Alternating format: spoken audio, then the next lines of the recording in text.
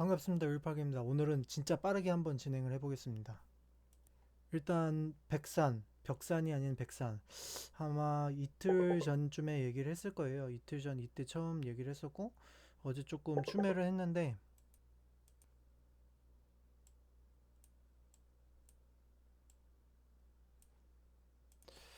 보면은 음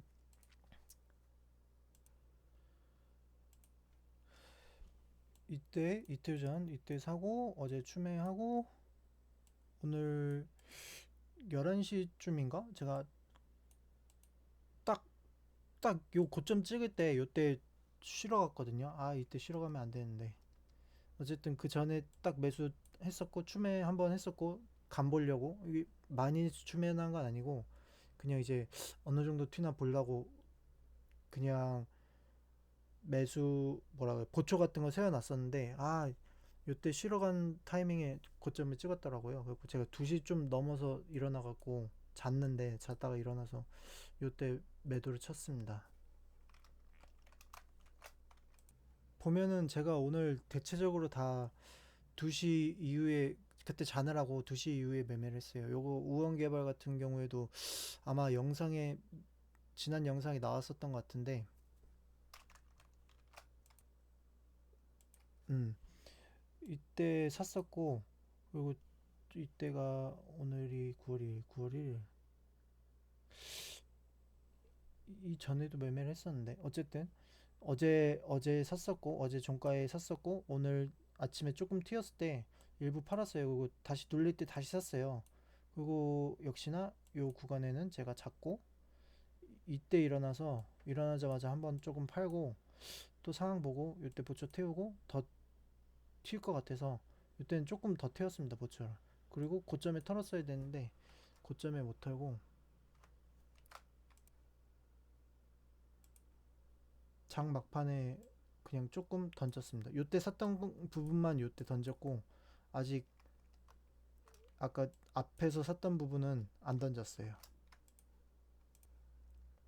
이때 샀던 거랑 이때 추매했던 거는 아직 다 안 팔았습니다. 이때 샀던 것만 이때 던졌습니다.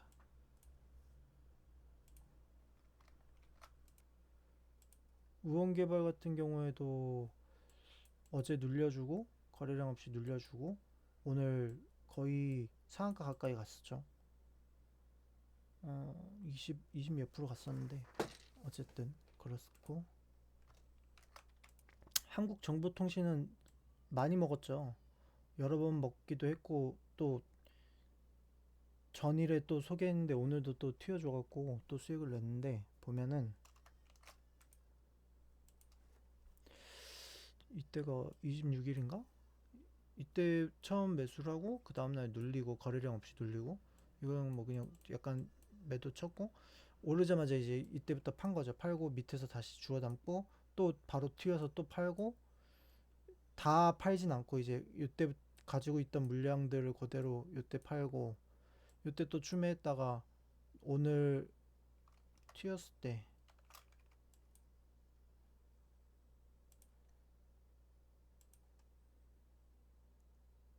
제가 딱 요때 잤어요. 요때 이거는 어떻게 딱 최고점에 팔고 잤네요.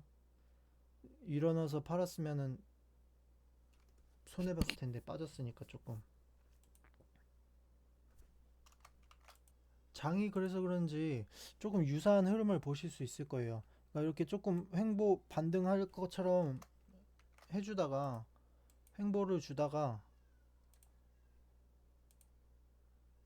이렇게 주다가 거래량 없이 한번 눌려요. 아까 전에 무슨 종목이었어?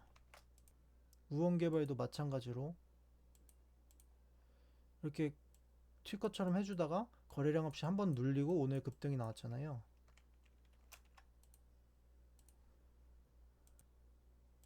이게 장의 영향도 있는데 마찬가지로 이때는 오늘이랑 다른 날짜가 다르잖아요. 그러니까 비슷한 흐름으로 이렇게 가주다가 거래량 없이 한번 눌러주고 탁 튀었다가 이제 이틀 정도 조정 주고, 어저께 제가 또 영상에 소개드렸죠. 한국정보통신 종가 베팅 또 했다고. 요거 이제 또 가지고, 그래서 보면은 전일 10,000원 밑에서 9,950원 부근으로 매수를 쫙 해주고 오늘 튀었을 때 일부 팔고 다시 또 이땐 추매는 안 했어요.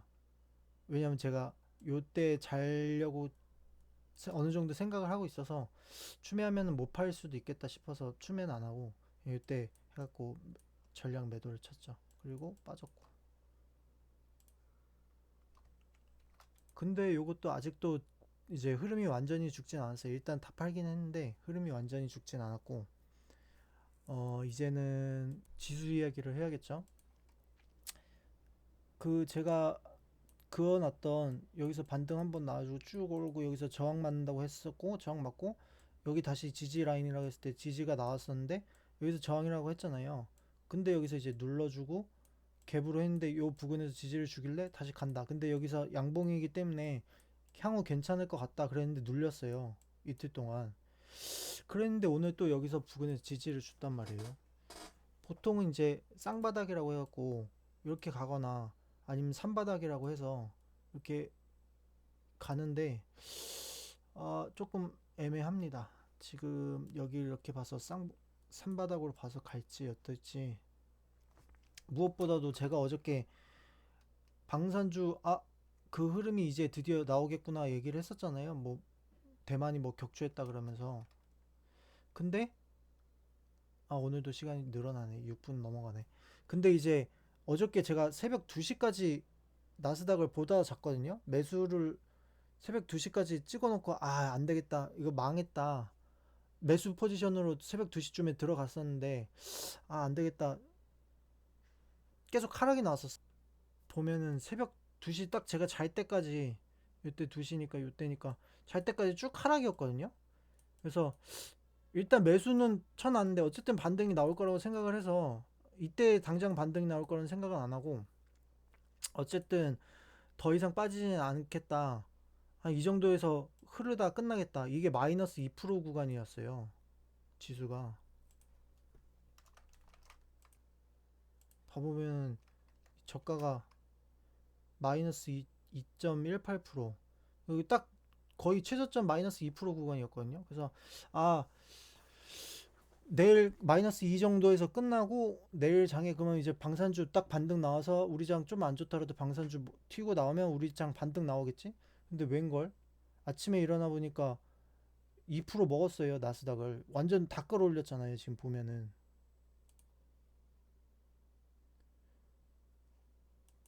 수익이 나긴 났는데 제 예상대로 흐르진 않았다는 얘기죠. 응? 뭔가 차트가 좀 이상한데? 정확히 딱 요때가 딱 2시였어요. 제가 요때 잤거든요.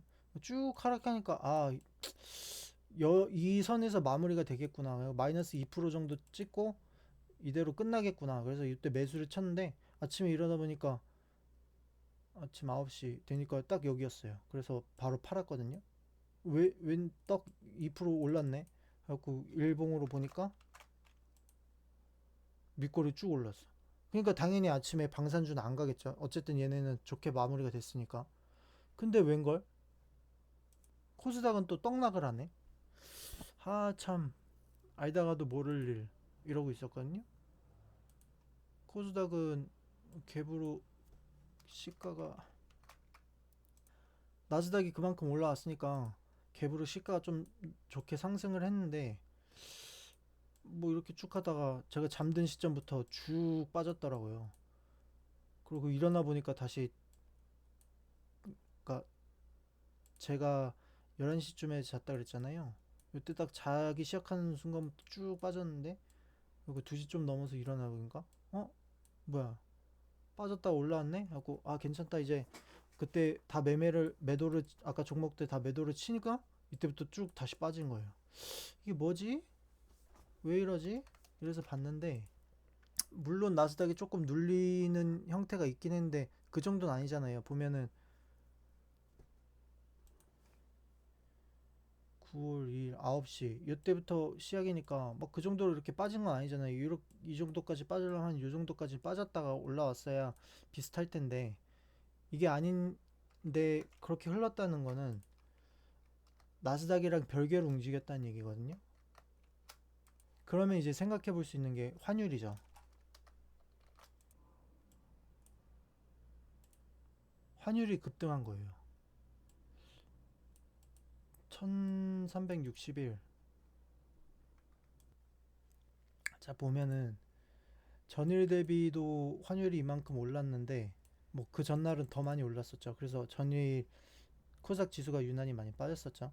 근데 보면은 장중에 보면은 딱 11시 제가 잠들었던 시점부터 쭉 상승. 한번 살짝 눌러줬다가 쭉 상승.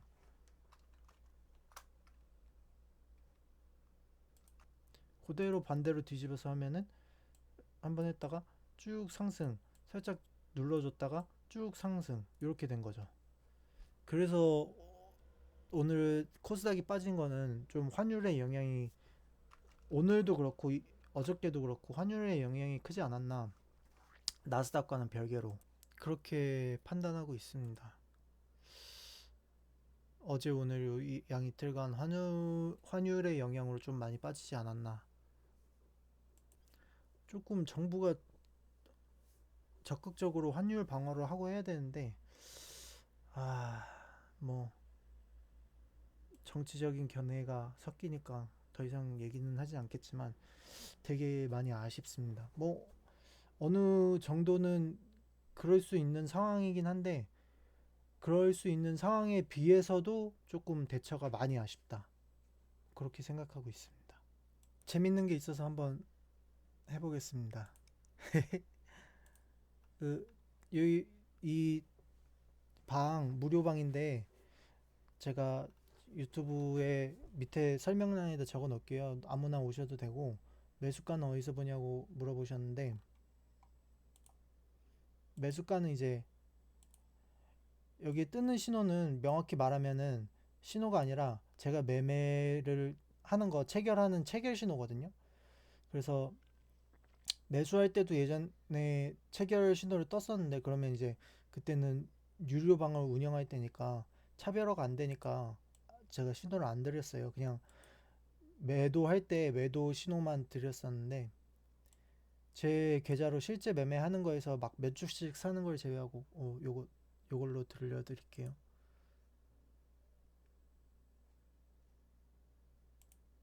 아, 도대체 지수는 갈만하면 문제가 터지는구나. 언제쯤 지수가 정상으로 돌아온단 말인가? 금리 인상은 예정되었던 일이 아니던가.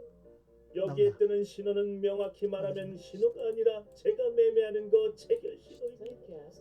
제 계좌로 실제 매매하는 거에서 막 몇 주씩 사는 걸 제외하고 체결가가 시총 대비해서 일정 부분이 되는 것만 여기에 올라옵니다. 다른 방은 유료인데 현재는 운영을 안 하고 있습니다. 현성님이 말한 건 제가 유튜브에 종배했다고 올렸던 종목입니다. 시간이 지나면 어, 유튜브 링크는 제가 알려드릴게요.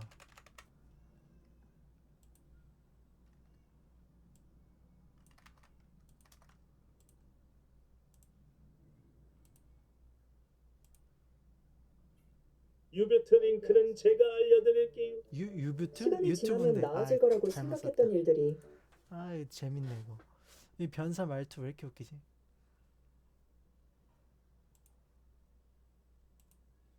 아, 도대체 지수는 갈만하면 문제가 터지는구나. 언제쯤 지수가 정상으로 돌아온단 말인가? 금리 인상은 예정되었던 일이 아니던가.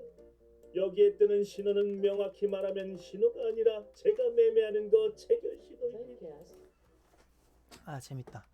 어쨌든 이 방 링크는 더보기란에 제가 올릴 거고 유튜브를 여기다가 올리도록 하겠습니다. 그 지수는 봐야 되는데 다음 주 여기를 찍을지 반등이 나올지 찍고 반등이 나올지 아니면은 더 흐를지 지금은 솔직히 판단을 잘 못하겠어요.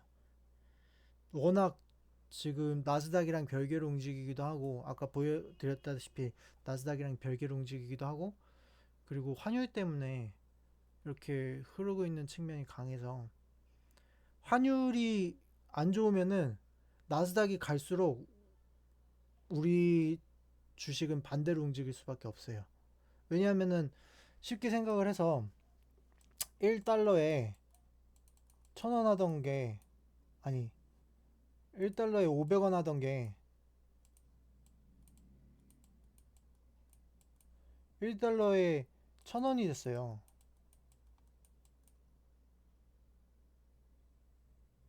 그러면 얘네가 달러를 갖고 있다가 나중에 한국 돈을 사면 이득이잖아요. 지금 갖고 있는 한국 돈은 최대한 다 팔고, 근데 이제 어느 정도 시기가 되면은 물론 이제 다시 들어오겠지만, 너무 환율이 고점을 찍고 떨어질 때가 되면은 얘네가 이제 이 돈 갖다가 다시 한국 돈 사면은 그만큼 이득이니까 그때는 그렇게 하겠지만, 지금은 이제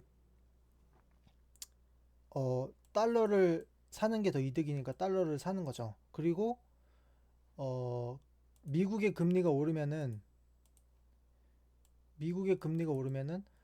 달러가 더 이득인데다가 미국의 금리가 오르면 돈이 다 그쪽으로 가죠. 왜냐면은 우리나라에서 이렇게 위험 자산으로 이렇게 투자를 하는 것보다 미국에서 안전 자산으로 저금만 해도 금리가 오르니까 1% 주던 거 뭐 한 5% 올라서 5% 주면은 훨씬 이득이잖아요. 그러니까 이제 다 돈이 빠져나가는 거죠.